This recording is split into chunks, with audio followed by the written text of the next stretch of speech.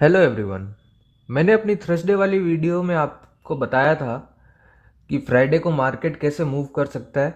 और फ्राइडे को हमने देखा कि मैंने बताया था कि पहले मार्केट ये यहाँ इस लेवल से नीचे गिरेगा एंड फिर यहाँ इस लेवल पे आते ही यहाँ से प्राइस ऊपर के लिए जाएगा।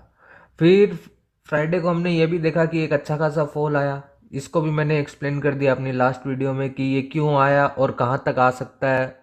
उसके भी मैंने आप सभी को अपसाइड के लिए भी 3 रीज़न दिए थे और कहाँ तक आएगा उसके लिए भी 3 रीज़न मैंने आपको बता दिए हैं। फिर उसके बाद मैंने आप सभी को बताया कि अब मंडे को मार्केट कैसे मूव कर सकता है। यहाँ से अगर रिवर्सल आता, अगर गैप अप खुलता और रिवर्सल आता तो मैंने अपसाइड के लिए आप सभी को टारगेट दिया था ये 23,609 कि मार्केट पहले यहाँ तक जाएगा एंड उसके बाद अपने नीचे वाले टारगेट को कंप्लीट करने आएगा।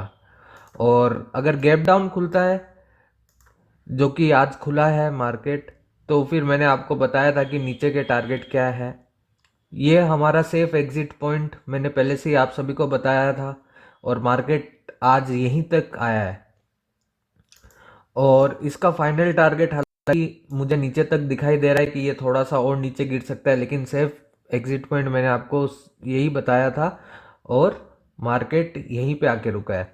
तो अब कल के लिए क्या हो सकता है, तो आइए उसके लिए एनालिसिस कर लेते हैं।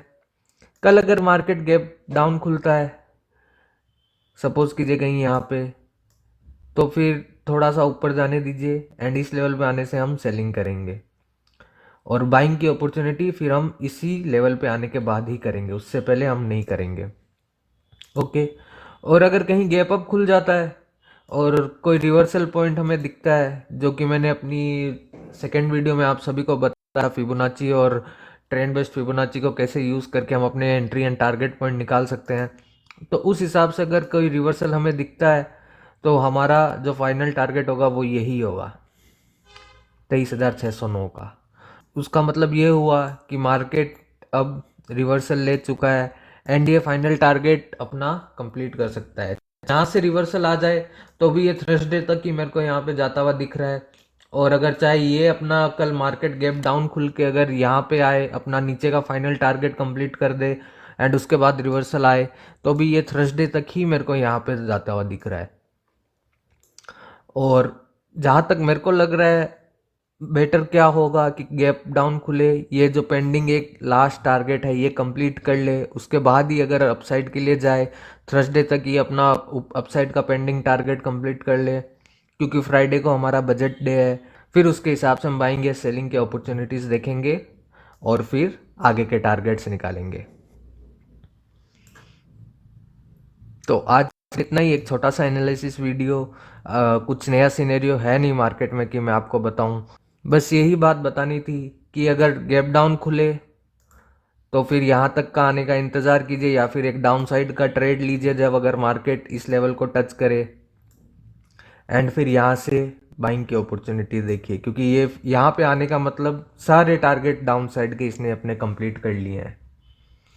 उसके बाद रिवर्सल आकर जो पेंडिंग अपसाइड का टारगेट है वो कंप्लीट करने के लिए मार्केट चला जाएगा।